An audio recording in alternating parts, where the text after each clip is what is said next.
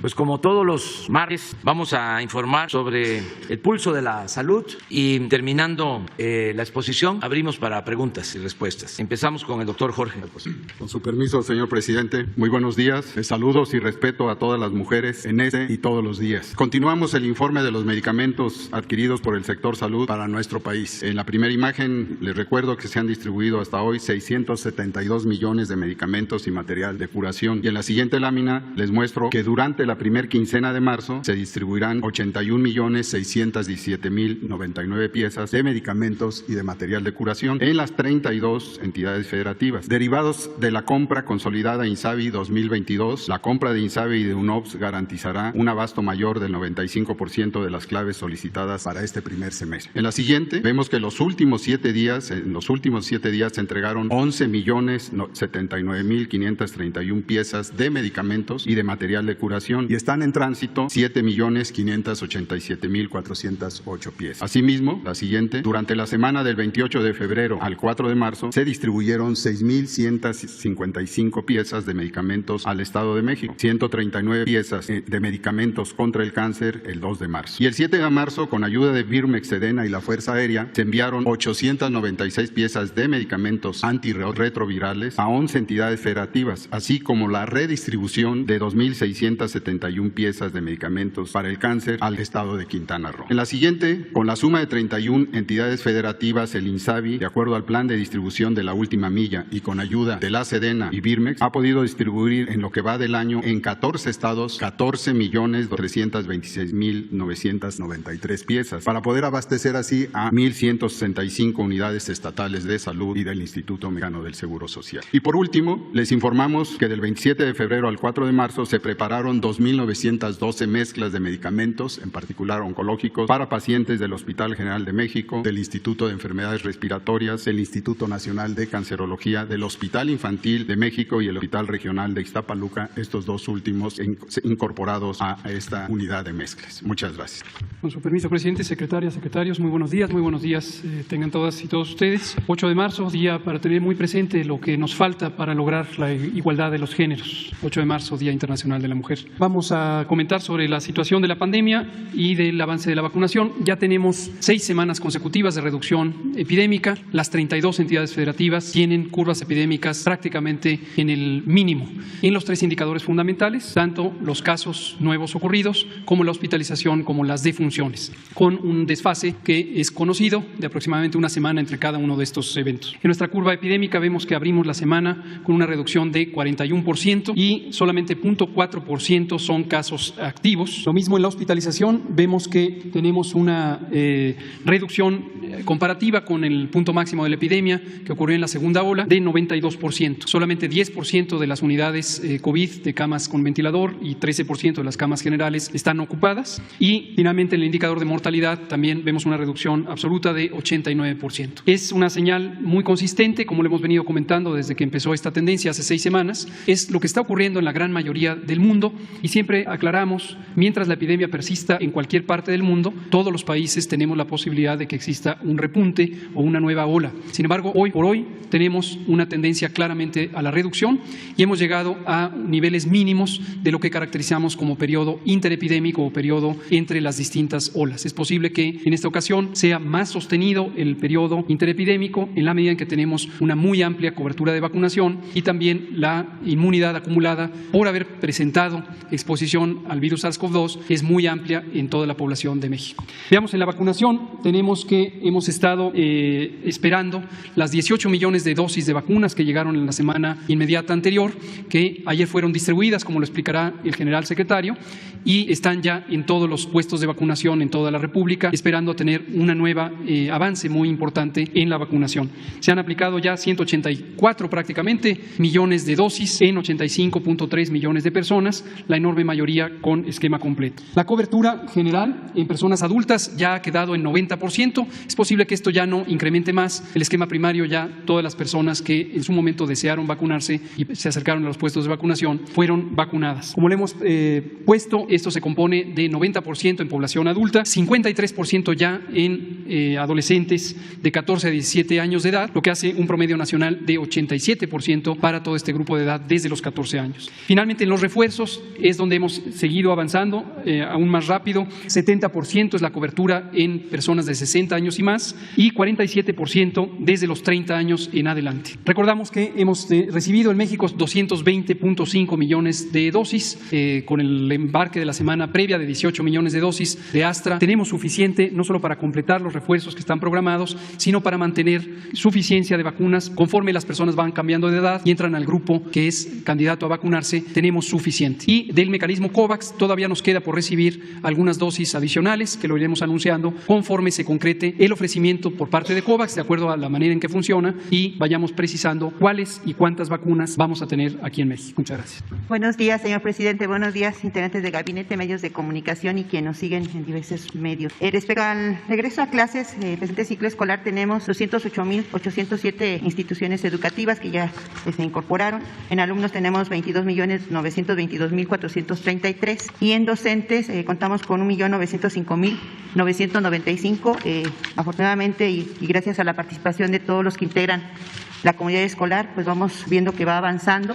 Nos da mucho gusto que se están integrando ya todos los maestros, los alumnos y la participación de los padres de familia en los protocolos que se manejan en el ingreso a las instituciones. Y bueno, también aprovecho para enviar a través de estos medios mi reconocimiento a todas las mujeres, que este día sea un día de reflexión y de convocatoria para mejorar todo lo que hacen las mujeres, no solamente como madres de familia, sino como profesionistas, como servidoras.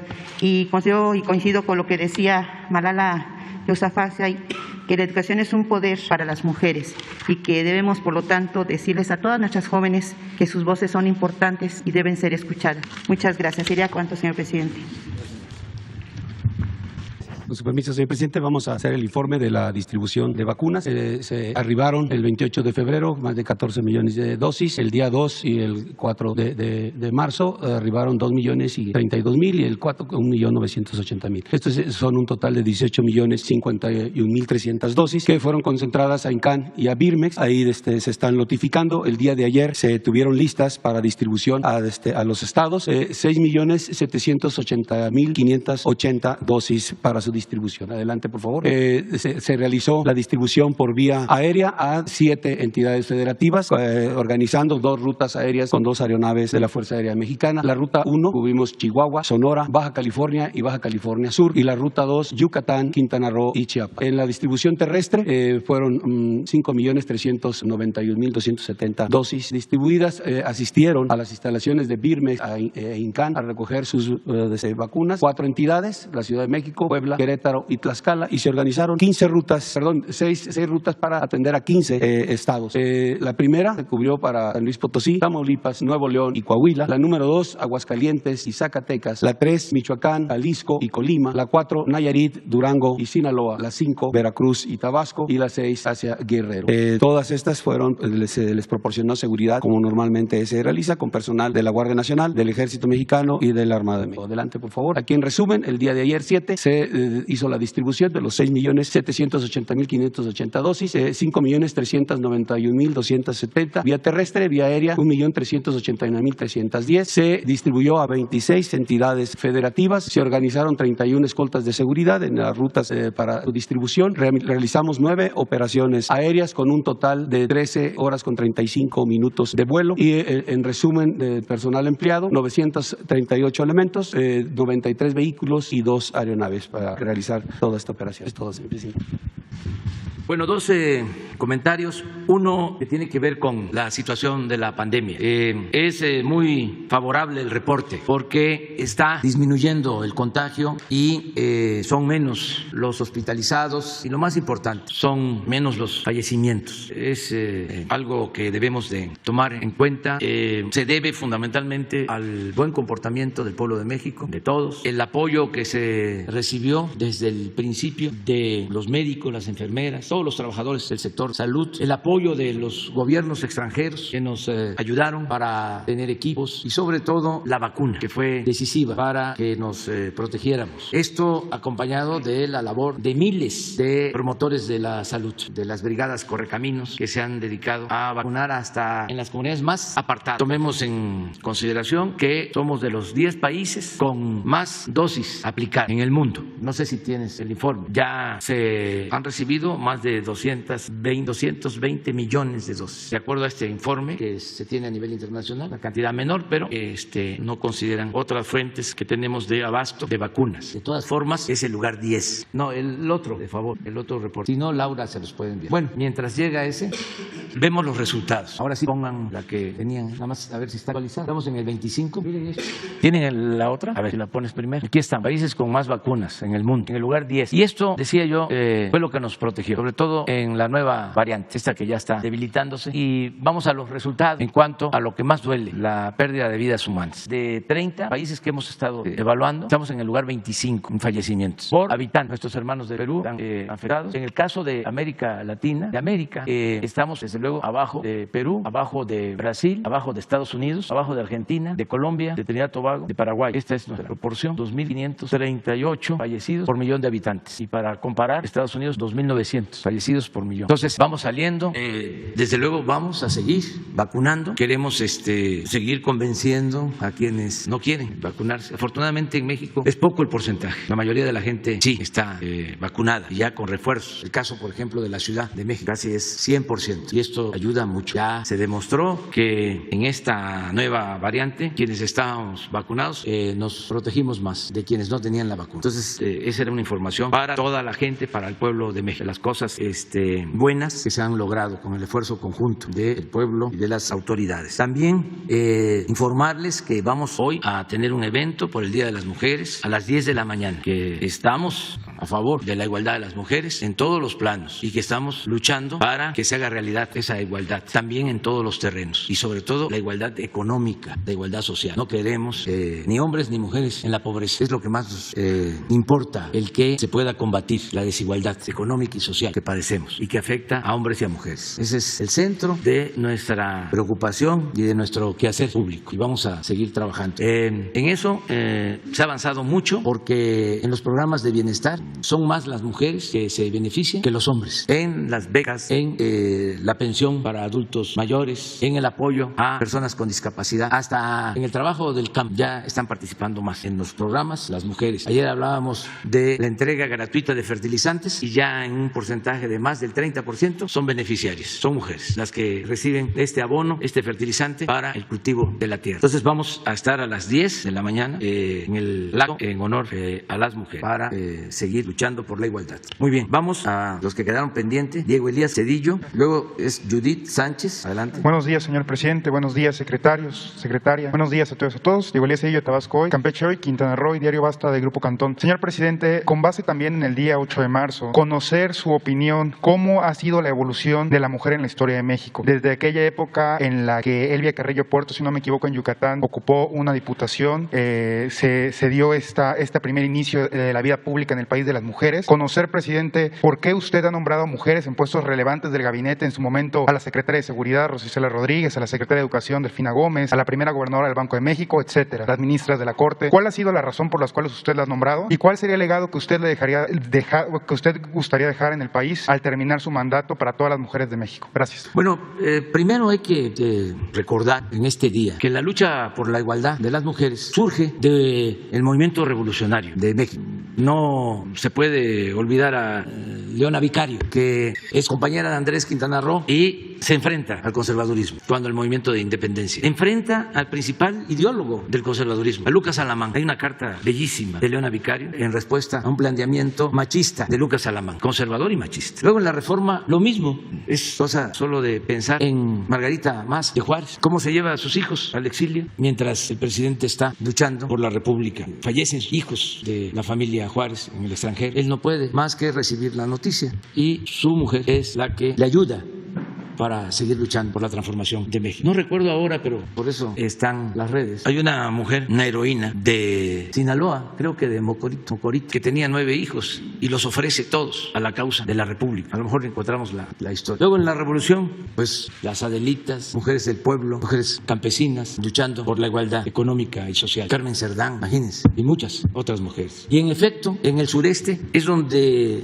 se promueve más la lucha por la igualdad de las mujeres. Yo sostengo que la revolución política nace en el norte. Agustina Ramírez, y estuvo con Juárez y ofreció a sus hijos para luchar. Hay un texto de ella, a ver si lo pueden conseguir, o sus palabras. Decía yo que la revolución política nace en el norte, es Chihuahua, es Sonora, es Coahuila. La revolución social es del sur, es Morelos, es Guerrero. Y la revolución ideológica se manifiesta en el sureste, en 1915, cuando gobiernan Veracruz, Tabasco, Yucatán, revolucionarios como Heriberto Jara, en Tabasco Francisco J. Mújica, al mismo tiempo, y en Yucatán Salvador Alvarado. Entonces, de ahí surge el movimiento a favor de las mujeres. Y luego con Carrillo Puerto en Yucatán. Ahí se impulsa el que las mujeres participaran en actividades públicas, políticas. Y ahora pues se ha avanzado mucho en ese terreno. En el caso de nuestro gobierno, pues es el que tiene más participación de mujeres en la historia. Nunca había habido un gabinete con tantas mujeres. Y lo mismo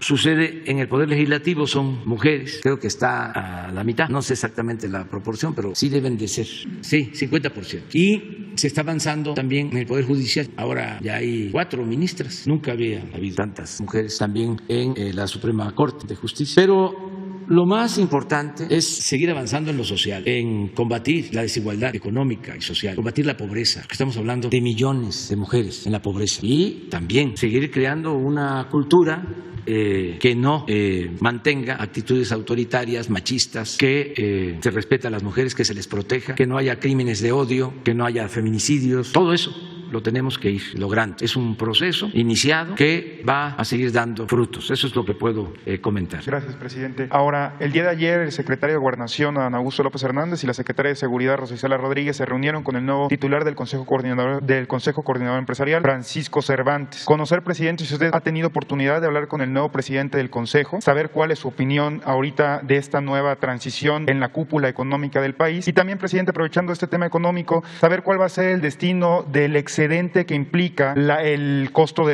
alza en los costos del petróleo. Esta alza que la secretaria Rocío Nale ha estado reiterando de manera constante. A ver a dónde se va a dirigir este dinero, si ha platicado con el secretario de Hacienda al respecto. Gracias, presidente. Bueno, conozco a Francisco Cervantes, es un buen dirigente empresarial. Celebro que él sea ahora el presidente del Consejo Coordinador Empresarial. Él obtuvo los votos para representar a los empresarios y a las asociaciones del Consejo Coordinador Empresarial. Llevo buena relación con él y pronto nos vamos a reunir. Entonces, todavía no sabemos, pero ya me pidió que nos viéramos y lo vamos a hacer con mucho gusto. Ya se entrevistó con el secretario de Gobernación y posiblemente la semana próxima nos vamos a reunir.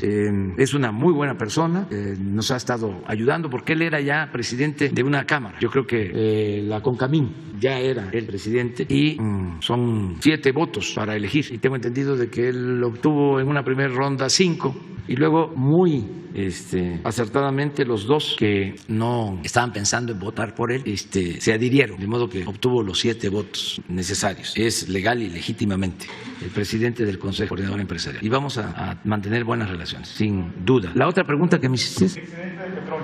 Sí, es importante que se tenga en México, que sepan todos los mexicanos, que no vamos a tener problemas de aumentos de precios en combustibles ni en energía eléctrica, a pesar de la invasión y de la guerra en Ucrania. Nosotros no vamos a aumentar los precios de las gasolinas, del diésel, ni el precio de la luz, para que estemos tranquilos por eso. Desde luego, se están produciendo desequilibrios en el mercado de combustibles por algunas medidas que se están tomando. Esto ha llevado a que aumente el precio del crudo. La mezcla de petróleo mexicana está en $115 por barril, aunque todavía no llegamos a lo que costaba el crudo en la época de Felipe Calderón o de Fox, sobre todo Calderón, que fue el que recibió más dinero por altos precios del petróleo. Pero ya es un precio alto y hay una tendencia que pueda seguir aumentando. A nosotros no nos afecta. Esto no lo deseamos porque sí afecta a las economías del mundo. No olvidemos que no todos los países tienen petróleo 20 países en el mundo. Entonces nosotros tenemos la dicha, la fortuna de contar con petróleo y logramos, que esto también es importante informarlo, porque si no, pues no se da a conocer en los medios de información. Logramos detener la caída que se venía dando en la extracción de petróleo. En 14 años consecutivos, año con año, se caía la producción de petróleo. Y nosotros estabilizamos y ya estamos arriba de cómo recibimos la producción de petróleo. Es decir, tenemos petróleo y como se invirtió en su momento también en exploración, tenemos suficientes reservas de petróleo. Entonces, se está exportando petróleo y estamos obteniendo excedentes y van a ser más esos excedentes de venta de petróleo crudo, alrededor de 900,000 barriles diarios. Tenemos también la ventaja de que ya hemos reducido las importaciones de gasolinas en un 45%, de cómo encontramos las compras de gasolinas en el extranjero, una disminución del 45%, porque invertimos en rehabilitar las refinerías y se compró la refinería de Shell y esto nos permite tener más combustibles. Entonces, por eso no tenemos necesidad de aumentar los precios de las gasolinas, porque se compensan los subsidios que estamos dando a la gasolina con los excedentes en el precio del petróleo crudo. Entonces estamos haciendo un balance y es positivo para la hacienda pública. Vamos a continuar con esta misma política porque tenemos también que cuidar que no haya aumento de precios, que no haya descontrol en inflación, porque eso perjudica mucho. No se trata nada más de aumentar el salario, que se tengan más ingresos, sino que no haya carestía. Si nosotros no controlamos el precio de los combustibles ni de la energía eléctrica, se va todo a las nubes. Entonces nos ayuda mucho para el control de inflación el no aumentar los precios de los combustibles. En Europa están padeciendo mucho por el aumento en los precios pues del gas y de la energía eléctrica. Mucho. Por eso tenemos que impulsar la reforma eléctrica, porque en el caso del petróleo hay más intervención del sector público y se cuida la economía popular. Cuando no hay intervención del sector público, predomina el interés particular y muchas veces el afán de lucro. Entonces, en el caso de la industria eléctrica, se estaba perdiendo el control del sector público. Eran las empresas particulares, sobre todo las empresas petroleras de la industria eléctrica, extranjeras, las que ya se estaban convirtiendo en monopolios. Y entonces eso iba a llevar pues, a que aumentara cada vez más el precio de la luz. Yo hago un llamado para que los legisladores en su momento pongan por delante el interés general, el interés público, el interés de la nación, no el interés de las empresas particulares. Además, no es una medida arbitraria, se les está dejando el 46% del mercado, pero queremos que el 54% lo maneje la Comisión Federal de Electricidad, sobre todo lo que tiene que ver con el abasto, el servicio doméstico, para que no aumente el precio de la luz a consumidores domésticos. Y eso tiene que estar controlado por la Comisión Federal de Electricidad. Eso es lo que puedo comentar. A ver, Judith. Buenos días, presidente. Judith Sánchez Reyes, corresponsal de Imagen del Golfo de Veracruz. Siguiendo justamente con este tema del excedente del petróleo, tiene un reporte de cuánto ha sido lo que se ha obtenido por este concepto en las últimas fechas, si ya se tiene previsto para qué se van a utilizar estos recursos. Y también hay algunos analistas que califican como esta situación positiva, sin embargo otros dicen que puede dar una percepción falsa de bonanza. ¿Cuál es el balance que le ha dado la Secretaría de Hacienda al respecto? Pues que no tenemos, lo que ya dije, problemas, porque a pesar del aumento en el precio del crudo, no van a aumentar en México los combustibles. Y esto ayuda mucho, no es lo mismo que en otras partes. Entonces estamos en ese sentido protegidos y ojalá haya un arreglo mediante el diálogo y se detenga la guerra y sobre todo que no haya pérdidas de vidas humanas, eso sería lo mejor. Sin embargo, pues los que están en conflicto están tomando medidas de sanciones en lo económico y tienen que ver con el petróleo y tienen que ver con el gas. Europa depende mucho del gas de Rusia y también Rusia es un importante productor de petróleo. Entonces esto es lo que está produciendo los desajustes en el mercado de estas materias primas que son fundamentales. En el caso nuestro no tenemos problema, no va a aumentar el precio de la luz y tenemos capacidad para producir energía eléctrica porque afortunadamente todavía no está impactado el precio del gas que se está importando. O sea, donde está aumentando el precio del gas es en Europa. Nosotros que tenemos una dependencia del gas de Texas no estamos siendo afectados porque no se están registrando aumentos en el precio del gas. Si se rebasara el precio de lo normal, como cuando la helada en Texas, que se fue el precio del gas a las nubes. Entonces ya tenemos un plan para utilizar otras materias primas y generar energía eléctrica sin aumentar el precio al consumidor. Ya lo tenemos bien definido, estamos preparados. Pero afortunadamente, repito, no hay aumento fuera de control en el precio del gas. Y ya expliqué el caso de petróleo crudo. Les diría que como estamos rehabilitando las refinerías, nos está ayudando también esta situación para llevar a cabo más acciones de intervenciones de plantas en las refinerías y vender más crudo. ¿Usted tiene una cantidad de lo que se ha obtenido en estos últimos días? No, eso se va a tener pronto. Yo creo que en un mes podemos ya informar. ¿Y en qué rubros también se informará? ¿Mande? ¿Y en qué rubros se aplicará? ¿También se informará? Vendría el secretario de Hacienda y el director de Pemex y la secretaria de Energía y el director de la Comisión Federal de Electricidad vendrían a dar un informe. Vamos a esperar, que todavía no sabemos. Hay declaraciones de que si siguen las sanciones y continúa la guerra, puede llegar el crudo, amenazan hasta $200 el barril y más, pero hay que esperarnos, hay que esperar en eso.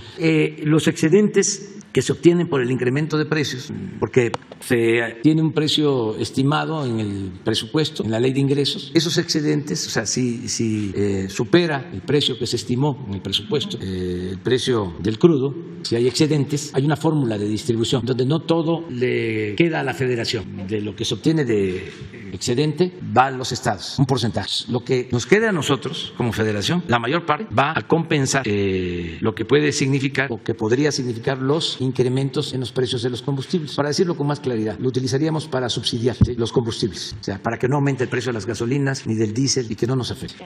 Presidente, ayer dio su postura acerca de las escuelas de tiempo completo. Sin embargo, hay inquietud entre los profesores, sobre todo en aquellas entidades en donde no se va, digamos, a seguir con este esquema, ya que hay maestros que al cubrir un horario de 8 a 4 de la tarde compactaban estos horarios y, por supuesto, obviamente la cuestión del salario es algo que les preocupa. ¿Qué opciones va a haber justamente para estos docentes y, sobre todo, qué opciones van a tener las madres de familia, los padres de familia, pero sobre todo las madres de familia que obviamente tenían a sus hijos en este programa, en esta modalidad y que les ayudaba a permitir a cubrir su horario laboral? Hay que recordar que muchas familias, muchas mujeres, no tienen apoyo justamente para el cuidado de los niños y ahora con esta medida pues hay inquietud en este sector, en esos dos sectores. Sí, se está atendiendo y va a depender de las madres y de los padres de familia porque a ellos les van a llegar los recursos. O sea, es un reajuste en el manejo del presupuesto. Ya no queremos que el presupuesto pase por muchas instancias y a veces no llegue. Lo que queremos es entregar el presupuesto abajo a las escuelas, a las madres y padres de familia y que ellos decidan qué hacer con el presupuesto. La misma cantidad, pero que en efecto ellos puedan constatar de que sí había clases en las tardes o se extendía el horario y que sí había alimentos para los niños en las escuelas. No solo de manera declarativa, eso es todo. Entonces, si un maestro en efecto está dando clases más allá de los horarios, pues las madres y los padres de familia van a informarlo y se les va a compensar sin ningún problema. Pero esto es buscando que no haya, para decirlo suavemente, irregularidades y que sea la misma gente, las mismas madres, padres de familia, los que nos ayuden, porque estaba plagado de corrupción la SEP, o sea, como todas las dependencias. Entonces, ya hablábamos ayer de los pizarrones electrónicos, las computadoras, los bebederos y también ciertos manejos en favor de los más cercanos al sindicato. Eso es lo que se está viendo. Hay algunas entidades, entre ellas Guerrero, Colima, Ciudad de México, que anunciaron que van a mantener este programa. En ese sentido, presidente, si se llegaran a sumar más, hasta el momento hay 3 entidades, si se llegaran a sumar más entidades que estuvieran, digamos, con esta postura, ¿no habría posibilidad de que se diera marcha atrás a esta decisión y siguiera este programa a nivel nacional? Sobre todo tomando en cuenta que a lo mejor estas entidades van a tener que canalizar recursos que estaban para otros rubros. ¿No se verían ahí afectadas las economías estatales de manera Nosotros interna? ayudamos, siempre ayudamos. Lo que queremos es revisar la operación del proyecto. Estamos haciéndolo igual con el programa de bienestar destinado a la producción, el antiguo Procampo. Estamos revisando los padrones y va a continuar el programa, pero queremos saber quiénes reciben los beneficios, que realmente le llegue a los productores y que no nos encontremos de que son líderes los que reciben, los servidores públicos. Entonces, todo esto lo estamos corrigiendo, porque era mucho el dinero que se fugaba y que no llegaba a la gente. Y lo mejor es que se entregue a las comunidades, a los los pueblos. Eso es la democracia, gobierno del pueblo, para el pueblo y con el pueblo. Entonces no va a faltar, no desaparece la alimentación en las escuelas, no se puede. Nada más que queremos que realmente haya alimentación, que no sea nada más en algunas zonas, algunas partes, y se esté enviando dinero que se utiliza para otras cosas. Lo que pasaba también con salud, cómo se enviaba dinero a los estados para el llamado seguro popular, que ni era seguro ni era popular, y lo que hacían era utilizar ese dinero para otras cosas o comprar medicinas carísimas que distribuían los políticos, que todavía están, latinos y todos estos, que imagínense,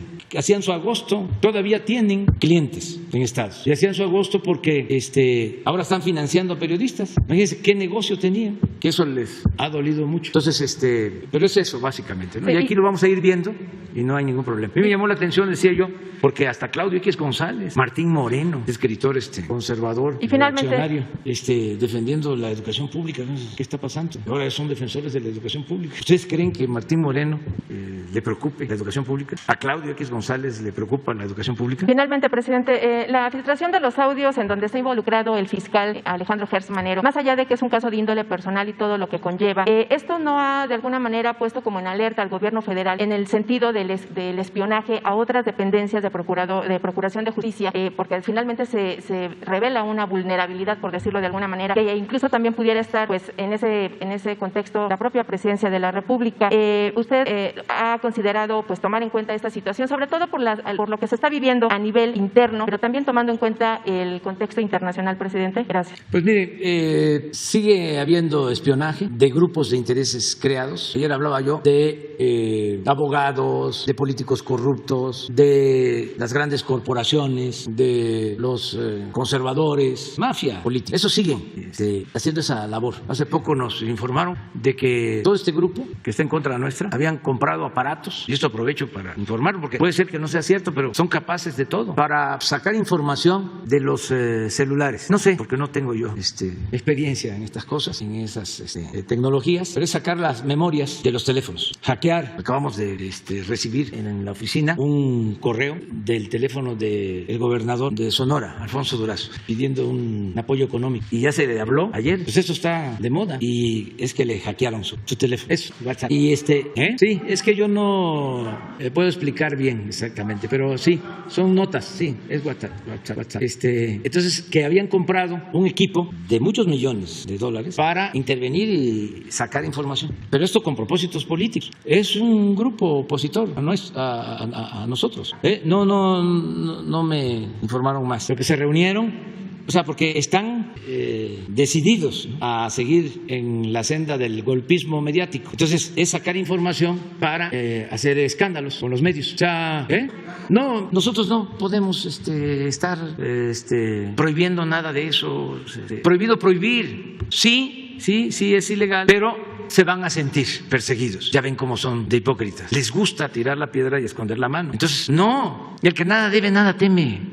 Imagínense cuánto tiempo llevamos nosotros siendo espiados, más que ahora lo están extendiendo pues a más personas. ¿Se acuerdan cómo cuestionaron de que en el gobierno del presidente Peña se espiaba, ¿no? Se grababa a dirigentes? Pues ahora los mismos que se quejaban de que los espiaban son los que están llevando a cabo toda esa labor. Lo digo porque como nosotros tenemos mucha gente que nos informa, millones de ciudadanos inteligentes que no espías, nos van a seguir haciendo llegar información. Los choferes de los fifís, los chefs, compañeros meseros, todos están ayudando y nos mandan información. Por eso lo que dices sobre las llamadas, ¿no? Solo asegurar que nosotros cancelamos el CISEN, que no se espía a nadie, que no se graban conversaciones telefónicas como era antes, y que la inteligencia que se tiene es para enfrentar al crimen organizado, básicamente, no a opositores como era antes. Sin embargo, el bloque conservador sí tiene equipos de informantes y desde luego tiene a su servicio a periodistas, comunicadores, que les pagan. Eso sí nos consta y tenemos pruebas. Hay quienes trabajan en un periódico, les pagan ahí, pero también trabajan en Latinus o en cualquier otra empresa vinculada a Claudio X González o a este grupo. 2 sueldos. Y a veces es más lo que reciben en Latinus o cualquier empresa para golpearnos, que es lo que les pagan en el medio donde aparecen como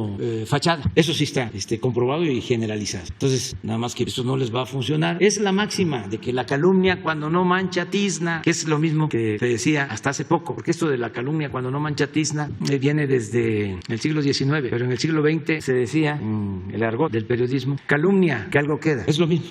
Entonces, ¿cómo se enfrenta eso? Con información, dando la cara y confiando mucho en la gente, en el pueblo, porque la clave está en apoyarse en el pueblo. ¿Qué puede uno esperar de políticos corruptos, de intelectuales convenencieros, de la prensa vendida o alquilada? Y no generalizo, porque hay periodistas como ustedes y muchos otros que actúan con profesionalismo, pero es una desgracia que en México, pero no solo en México, en el mundo, exista una tendencia a utilizar los medios para proteger a grupos de intereses creados, a corruptos, a saqueadores de países. Eso es lo predominante. Aquí, por ejemplo, en nuestro país, ven un periódico, a ver, digan si hay un columnista del Reforma que reconozca algo de nosotros. Ahí se los dejo de tarea. Ahora que va Epigmenio con Ciro, que está en contra de nosotros, ve Epigmenio, pues un escándalo, ¿no? Como si esto fuese a significar equilibrio. ¿Cuál equilibrio? Si está como 100-1. De cada 100, 1. Pero ahora ya vamos a tener de cada 100, 2, ¿no? Ahí vamos. O sea, vamos ganando terreno. Víctor Alfonso. Buenos días, señor presidente. Víctor, buen día para Víctor Blogs y México Informa, presidente. Presidente, visitamos Atitlán, Hidalgo, ya van dos años consecutivos, y los habitantes de esta región, presidente, tienen todavía la esperanza en creer en su gobierno. Se lo digo de esta forma porque, como usted sabe, en esta región se iba a construir la refinería Bicentenario.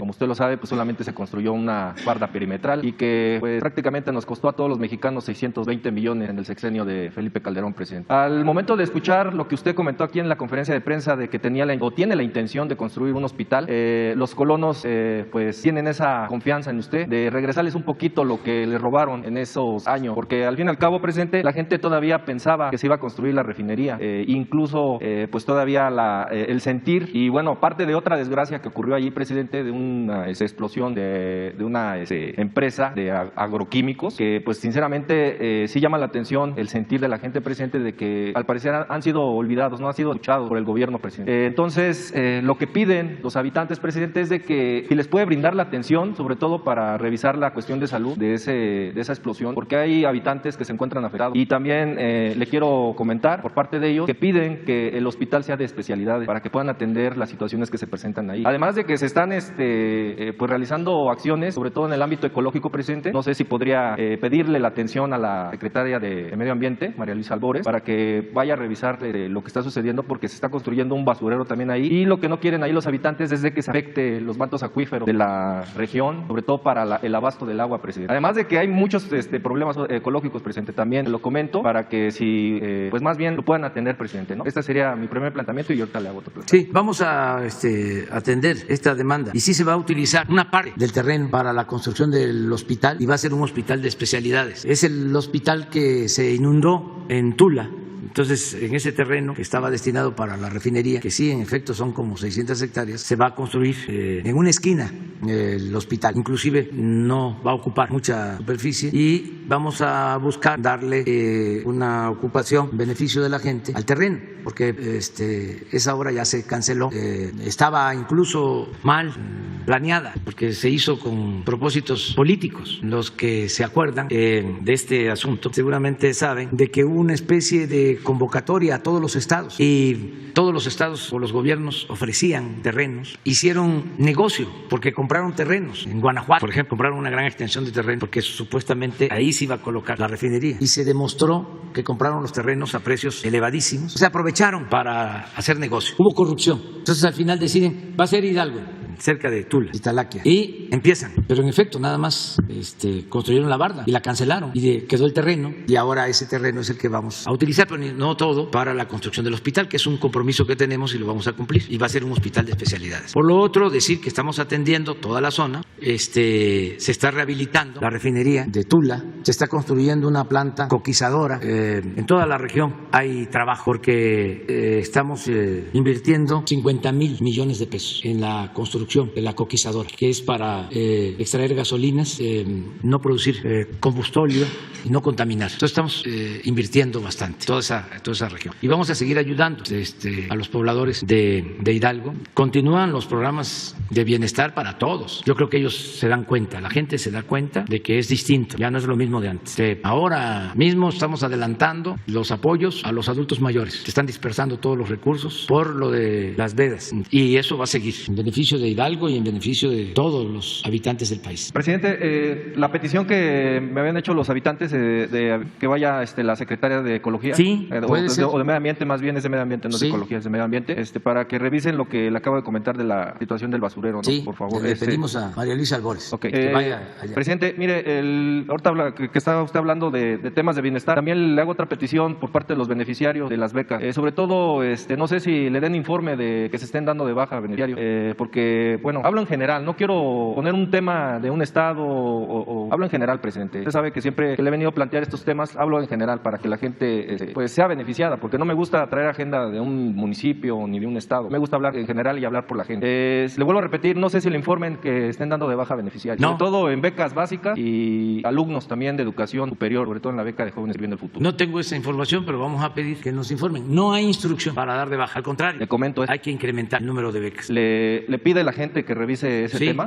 porque sí están dando de baja. A mí me han escrito. Mire, yo no le puedo traer prueba porque está completamente prohibido. Incluso los mismos programas lo dicen, o los que manejan los programas, de que compartan información. La vez pasada le traje un caso de Texcoco. No nada más era un caso, eran una matrícula que se estaba dando de alta, presidente. Entonces, sinceramente, pues yo le pido ahí, no sé si el coordinador no ve que a quien afectan es al programa y a la imagen de usted, presidente. No, pero aquí está la secretaria de Educación para que hable contigo ahora, y que tú le digas y para verlo con Abraham, que es el coordinador. Y le piden los beneficiarios también de la beca de educación media superior, presidente, que se está trazando el pago, que es el adelante. Comenta la coordinación y usted lo puede ver en los posts de la coordinación de becas, en las redes sociales, que les piden que hagan cita, pero no sale la cita, tarda mucho, entonces eso retrasa. Incluso todavía ni entregan el apoyo del año pasado, presidente. Entonces, nada más para comentarle todo esto, usted sabe que siempre las denuncias que yo le hago sobre estos temas no es información inventada, presidente, porque usted siempre nos ha dicho, tráeme pruebas, ¿no? Pero yo no les pido pruebas a los beneficiarios porque si no luego van a decir que yo soy un intermediario. Yo no soy un intermediario en esto, presidente. Nunca he utilizado, y si usted revisa la información que yo tengo en mi canal, porque bueno, usted sabe que soy de redes sociales,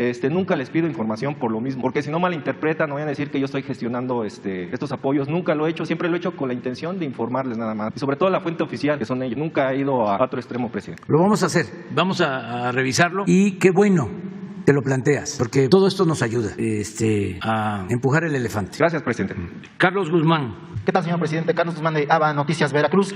Por regresar al tema del hackeo, es algo que comenzó en noviembre del año pasado, lo tomábamos como chiste, el tema del WhatsApp, de que te lo hackeaban. Es muy recurrente ya, e incluso, bueno, le voy a mencionar el nombre con todo respeto, y a ver si no me ahorca al rato. Al senador Monreal le hackearon el WhatsApp 2 veces, a una persona de comunicación social de Cámara de Diputados también, pero más que el hackeo, también sacaban los contactos, y a todos los contactos les pedían dinero. Es algo que regularmente yo decía, pues uno que otro, ¿no? Pero regularmente es a políticos, es a personas que tienen que ver con medios de comunicación, y es también a empresarios. Yo, por la información que manejo, tengo teléfonos senadores personales, y sí ha sido muy frecuente esto. Ahorita que menciona el tema, sí me saltó, y sí, la verdad, quisiera preguntarle, a petición mía, que yo tengo ya muchísimos candados en mi equipo celular, preguntarle qué se está haciendo, si hay una averiguación específica del tema, y aunque no mencione ahorita el nombre del grupo opositor que usted indica que está detrás de esto, con este software, que nos comente algo de lo que tenga de información que nos pueda compartir, señor presidente. Pues tenemos nosotros protección para todo el sistema que tiene que ver con las comunicaciones de seguridad pública. En eso hay protección. Lo que tiene que ver con el combate al crimen organizado. Pero esto está más relacionado con lo político y también con los fraudes que se cometen. Yo lo veo más por el lado político, es sacar información, grabaciones, textos, y utilizar ese material para difamar o para golpear políticamente. Ya vamos a tener más elementos, y si encontramos algo, aquí lo vamos a dar a conocer, algo más concreto. Sí, seguro, con las pruebas suficientes. Pero es una advertencia para que se sepa. Hay sistemas, nuestros especialistas que no se dedican al hackeo, pero que sí saben de estas cosas. Emiliano Calderón, pues recomienda qué hacer para proteger el teléfono. Yo no sé, pero sí hay sistemas, o sea, hay una seguridad en el mismo teléfono que les cuesta mucho trabajo, son claves. Incluso se advierte cuando están queriendo meterse, pero no pueden por la clave que maneja solo el dueño del teléfono. Exacto. Entonces, cuando tengamos más información. Pero sí, es importante que se sepa esto, ¿no? Porque fíjese las vueltas que da la vida. Antes había que andarse cuidando del gobierno. Nosotros nos espiaban los de Gobernación, ¿sí? Y el CISEN. En la oposición, pues todavía estaban los teléfonos públicos y eran los más seguros para hablar. O estábamos en la oposición, pero en aquel tiempo y era la federal. ¿Cómo se llamaba la policía? Dirección Federal de Seguridad. La Dirección Federal de Seguridad, famosísima, que manejaba el finado Nazarar. Desde que yo estaba de director del INI, 1977, 78, 79, estaba informando de cómo era yo. Hace poco, Claudio X González, a ver si pones su Twitter, que es interesante por la mentalidad. Dice, estamos pagando, algo así, palabras más, palabras menos, por tener a un agitador en la presidencia. Un poco lo que decían de nosotros cuando estábamos en la oposición. A ver si un revoltoso, un agitador rojillo, ¿no? Comunista. Luego ya es lo del populismo, aunque esto viene de tiempo atrás. A los revolucionarios, sobre todo a los magonistas, así les llamaban en el periódico El Imparcial, todos los articulistas, populistas y demás. Viene de tiempo atrás, ¿no? Todo este tipo de señalamientos. Pero no hay que hacerles caso, nada más cuidado, sobre todo por la cosa de que utilicen el nombre de alguna persona para sacar dinero. Estuve el fin de semana en Yucatán y una pareja me comentó de que los habían estafado porque les pidieron recursos porque iban a tener una empresa trabajando en Dos Bocas y nada más vi el texto y les dije ya, y dice sí, ¿verdad? Sí, pues esto no puede ser. Entonces aprovechan pues para estafar. Es que parecía chiste, pero ya con todo esto que se ha dado, digo, es recurrente, es muy recurrente.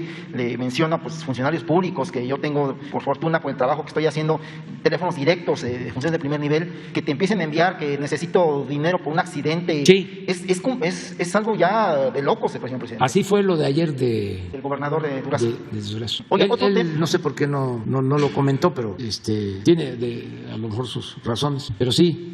Hackean, hay que tener cuidado. Oiga, bueno, aprovechando antes de que encuentren el tuit, preguntarle su opinión de otro tema. Hoy es el Día Internacional de la Mujer. Ayer hacía usted un señalamiento a grupos que supuestamente vienen con marros y todo ese asunto a hacer destrozos. Pero curiosamente, después de la conferencia de medios, en el Monumento a la Revolución, fue tendencia en redes también, hubo un dirigible, como una especie como de globo, donde mencionaban el número de feminicidios. Curiosamente, este tipo de equipos cuestan alrededor de 100,000 pesos la renta de este tipo de dirigibles. ¿Qué lectura le da a esto? Siendo que, bueno, pues el delito finalmente de feminicidio es condenable. Es un delito que afecta muchísimo a las mujeres de este país y es obviamente de tendencia creciente. Pero sin duda llama la atención de que este tipo de equipos se utilicen así a diestra y siniestra. No sé si nos puede dar una opinión al respecto. Pues es que hay infiltración en el movimiento feminista en general de grupos conservadores. Es también una paradoja de que de repente los más retrógrados, los que nunca han defendido los derechos de las mujeres, nunca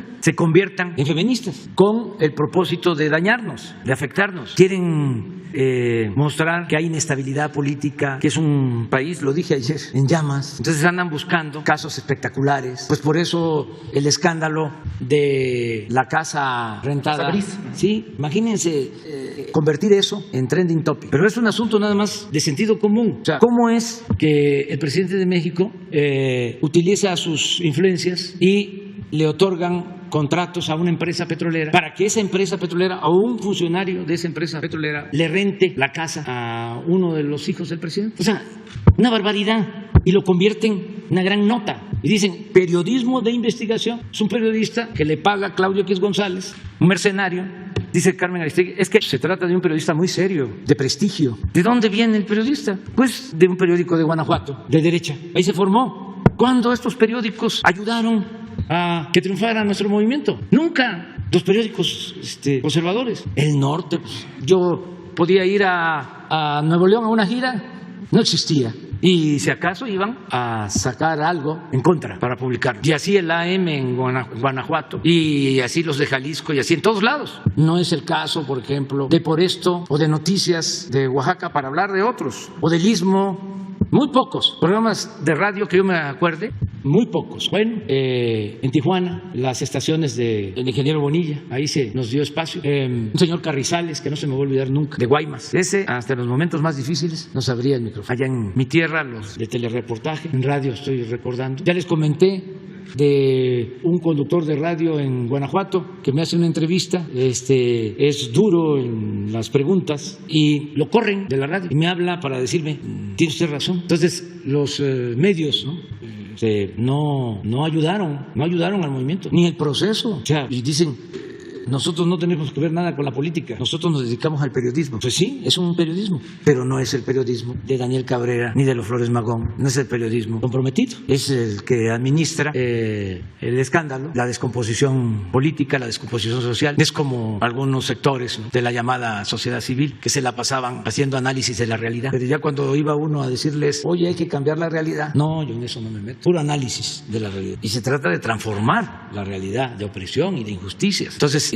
son escándalos, ¿no? Pues para eso se utiliza el sacarte información, eso es lo que está de moda. Y sí es una política golpista, porque es ir desacreditando a los gobiernos que ellos consideran contrarios a sus intereses. Entonces, ¿cómo los vamos debilitando? Con escándalos, mostrando de que no son honestos, que son iguales, y entonces hay que hacer investigación, dónde viven sus hijos, dónde estudian sus hijos, a qué restaurante van sus hijos, qué hacen sus hijos, qué hacen sus familiares, se meten para que la gente diga, no, ¿cuál ideales, cuál principios? Es lo mismo, son iguales. No, no somos iguales. Y ya finalmente, si me permite, en el Senado de la República hay una propuesta que regularmente se aplica en los demás países con este tema de la crisis COVID, pues se dio en España, si no me recuerdo también en Chile, que es el asegurar un salario básico vital. Esta propuesta la han manejado varias senadoras de Morena, pero también el senador Damián Cepeda, es de Acción Nacional, yo lo sé, pero creo que es importante la propuesta de que se pueda considerar un salario básico vital para que las personas en crisis como el COVID puedan tener garantizado un salario cuando queden desempleados. No sé si en su gobierno se está contemplando esta posibilidad, o se ha contemplado esta posibilidad después de lo que pasó con COVID-19, que mucha gente se quedó sin trabajo, que pues tenía problemas económicos para mantener a su familia. Esa sería la última pregunta que le haría y le agradezco por supuesto el uso de la voz. Sí. Si se está contemplando esta posibilidad, independientemente de colores, porque digo que en el Senado la tiene el senador Damián Cepeda, también senadoras de su partido, pero si se está contemplando en el gobierno federal esta posibilidad, dejarlo como legado para el próximo gobierno. Gracias. Pues nosotros lo que estamos procurando es que haya trabajo, que haya empleos y que se complemente con políticas de bienestar, lo que podemos llamar el establecimiento del estado de bienestar, que hacia allá queremos ir, que la gente no padezca por hambre, que tengan cubiertas sus necesidades básicas de salud, de educación. Por ejemplo, es un desafío y vamos a cumplir en un año. Ya a finales de este año vamos a tener muy avanzado el sistema de salud pública con atención médica y medicamentos gratuitos. Ya está funcionando. Ya ustedes van a los institutos de salud y no pagan, es gratuito. Eso nunca se había visto. Y va a ser universal para todos los que no tienen seguridad social. Es decir, el derecho a la salud, eso lo vamos a garantizar. Como el derecho a la educación y procurar que no falte el trabajo y que los ingresos, los salarios sean justos. Ese es el propósito. Otra cosa no lo tenemos contemplado porque también tiene que ver con el presupuesto. El programa de adultos mayores nos va a significar para el 2024 alrededor de 350,000 millones de pesos de presupuesto. 350,000 millones de pesos, muchísimo, es algo nunca visto. Pero todos los adultos mayores de México tienen garantizado el derecho a la pensión. Eso es un logro importantísimo. Y son 350,000 millones del presupuesto público, no es deuda. Entonces tenemos que cuidar también de no gastar más de lo que tenemos de ingresos. Afortunadamente empezamos muy bien el año, están aumentando los ingresos de la hacienda pública por lo mismo, porque no hay corrupción, porque no hay condonación de impuestos. Entonces ahora estamos obteniendo ingresos mayores en aduanas, porque ya las aduanas marítimas y las aduanas fronterizas están a cargo de la Secretaría de Marina y de la Secretaría de la Defensa, y se está notando cómo se está incrementando el ingreso. Lo mismo como se está combatiendo el contrabando, que nos afectaba mucho, sobre todo el contrabando de combustibles. Ahora Pemex está vendiendo más, tiene más ingresos, y esto nos ayuda pues para mantener los precios sin aumentos en los combustibles. Entonces, esas propuestas pues no consideramos que podamos nosotros aplicarlas. ¿No lo encontraron? A ver, aquí está. Estamos padeciendo las consecuencias trágicas de tener a un agitador en la presidencia, un revoltoso, que se imaginan para su concepción conservadora, este es fifí. Pues somos como gentes muy extrañas. Ese era. Claro que soy agitador de conciencia. Si estamos por la revolución de las conciencias, y eso es lo que ellos no quieren. ¿Cómo se van a agitar las cosas si son conservadores? ¿Qué es el conservadurismo? Pues conservar, mantener el statu quo, que no se mueva nada, que todo siga igual. Agitar significa reformar, transformar, revolucionar. Eso no, hay que mantener el estado de privilegios, que sigan ellos robando y que no paguen impuestos y que se elimine la educación pública, porque ese es su pensamiento de él y de muchos. El otro día me preguntaban, oye, ¿pero cuántos son los que están en contra? Digo, pues son millones. No, ¿pero cuántos?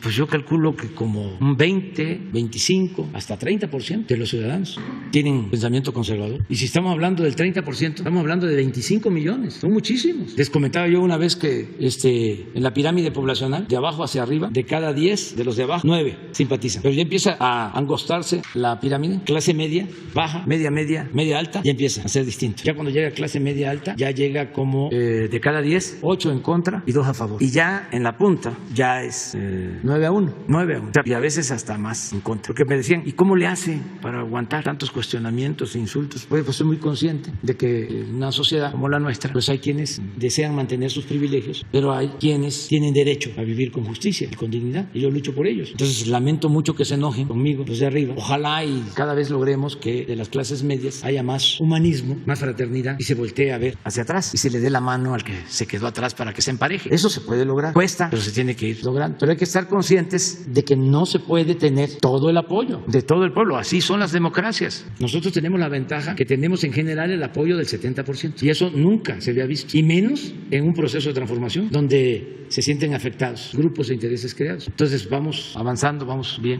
Felipe Fierro. Buenos días, señor presidente. Retomando el tema de la marcha de hoy, ¿cuál es su pronóstico después de lo que Bueno, que primero garantizar el derecho de manifestación y defender a las mujeres. Es algo hasta sagrado. Yo mismo soy lo que soy por mi mamá. Influyó también en mi formación. Mi padre, pero fundamentalmente mi madre. Había más matriarcado que patriarcado en mi familia. Mi madre votó por a doña Rosario cuando fue candidata a la presidencia. Entonces, es sublime la mujer. Y se tiene que proteger y respetar y garantizar espacios de participación, y lo que he estado diciendo, porque eso a veces se deja de lado, la igualdad económica. No puede haber feminismo sin la lucha por la igualdad económica y social. Eso tiene que estar en el centro. Entonces, todo el derecho de manifestación, de protesta, lo que no estamos de acuerdo es en la violencia, no coincidimos en eso. Como nunca se establecieron vallas. Por lo mismo, porque esperan que haya heridos o cosas de esas. Inclusive el gobierno de la ciudad advirtió que era muy peligrosa la marcha. Sí, porque hay mucha infiltración del conservadurismo de derecha, mucha infiltración. Y entonces lo que quisieran es hacer un espectáculo de violencia, que pudieran quemar las puertas del palacio, meterse incluso al palacio, a la catedral, para que sea noticia mundial, porque a ellos no les importa el daño que le puedan causar al país. Es que esta lucha que estamos librando no es por el gobierno, es por la nación. Son dos proyectos distintos y contrapuestos de nación, y en sentido estricto es una lucha de poder, en dos concepciones de lo que es el poder. La concepción nuestra del poder es que solo tiene sentido y se convierte en virtud cuando se pone al servicio de los demás, y para ellos el poder es el privilegio de robar y de mandar. Entonces eso es lo que está en el fondo. Si no, no pasaría. ¿Cuándo se había visto esto? Nunca. Es ahora, y es por la transformación que se está llevando a cabo en el país. Entonces se mueven los grupos de intereses creados, los que se sentían dueños de México. Esto que decía de que tienen dinero para contratar un globo, pues tienen para eso y para más. Pero eso no es problema, que pongan globos y que contraten granjas de bots para que aparezca en las redes y sea muy visto. Eso no es problema. Y los contenidos, las protestas por los feminicidios, todo eso es un derecho, es la libertad. Lo que está mal es utilizar la violencia con propósitos politiqueros, valiéndose de una causa justa, repito, noble. ¿De cuándo acá salen estos feministas? Es que no puedo hablar mucho, me tengo que autolimitar, pero también se los dejo de tarea, y a todos, reflexionemos. ¿Cuándo el conservadurismo ha defendido los derechos de la mujer? ¿Cuándo? A ver, que me respondan eso. ¿En dónde? Entonces es el colmo que no solo no defienden los derechos de la mujer, se oponen a las libertades que tienen las mujeres. Y encima de eso utilizan esta lucha justa para enfrentarnos, tratar de desprestigiarnos, afectarnos políticamente, como gobierno y como país, como nación, pero sobre todo al gobierno, porque México es muy fuerte y tiene mucha fama y prestigio. En otro tema, señor presidente, en relación al asunto del agua en Chihuahua. Bueno, ahí ya han mejorado mucho las relaciones entre los agricultores y la Conagua. Inclusive han tenido pláticas, inclusive les dieron un aumento, desde luego espero que hayan informado del cauce de agua que les van a dar, de la cuota de agua en 75 millones. Eso fue pues bueno, considerando la situación actual. Sin embargo, hay dos puntos que quisiera comentarle y su opinión. Uno es que la Comisión Nacional de Derechos Humanos emitió una recomendación, la 52VG/2022, dirigida a la secretaria de Seguridad, Rosicela Rodríguez Vázquez, donde le pide, por favor, que atienda el sentido de la resolución, porque declara que hubo un uso ilegítimo de la fuerza por parte de la Guardia Nacional en el homicidio de Jessica Estrella Solís después de la manifestación de la toma de la boquilla el 8 de septiembre del 20, y le pide pues una remuneración o compensación a los familiares, inclusive el esposo todavía está con lesiones que quedaron. Ese es un punto. ¿Cuál va a ser la posición que va a tomar el gobierno federal en este caso? Hoy se trató el asunto en la reunión de gabinete y se acordó cumplir con la recomendación de la Comisión de Derechos Humanos, con los 5 puntos que recomienda la Comisión de Derechos Humanos. Muy bien, en ese mismo asunto del agua pues sigue el problema, y creo que va a seguir porque es un asunto que depende mucho de la lluvia. Sin embargo, se advierte que la escasez de agua va a continuar, y esto tiene repercusiones a nivel México, porque Chihuahua surte de agua los estados fronterizos de Coahuila, Nuevo León, Tamaulipas, que están demandando cada vez más agua para consumo humano y para riego. Y además el problema es estar pagando el agua a los Estados Unidos, y aquí hay algunos puntos importantes. Conagua tiene cerca de 150,000 trámites bloqueados, atorados por burocratismos, es uno, que no hay un proceso auditado efectivamente para saber cuánta entrega de agua a Estados Unidos. Se hacen cálculos, pero no se puede establecer o verificar científicamente. También está el problema de que el trasvase del agua a río abierto pues implica una pérdida muy fuerte, prácticamente el 30%. Hace tiempo que no se renuevan los canales, hay una gran filtración de agua, cientos de permisos ilegales derivados de la corrupción. También se utilizan cultivos que requieren o demandan mucha agua, como el nogal. Los campesinos necesitan créditos, y también un elemento interesante, que Conagua compró derechos de agua a los agricultores de una zona de cerca de 8,000 hectáreas. Sin embargo, se están regando el 70%, cuando esto no debería de suceder, porque Conagua ya pagó a los agricultores esos derechos. El planteamiento es: no se ha pensado en hacer una reingeniería, renovar totalmente el distrito, considerando que usted pues ya está promoviendo esto tanto en Sonora como en Nayarit, para llegar a una solución de fondo que los últimos presidentes y los gobernadores no han atendido, porque cada vez es más grave, y así como hay violencia aquí, puede desatarse la violencia en otros lados. Inclusive Tamaulipas ya ha planteado el proceso legal para exigir que le entreguen el agua y los conflictos que pueden derivarse. Sí, estamos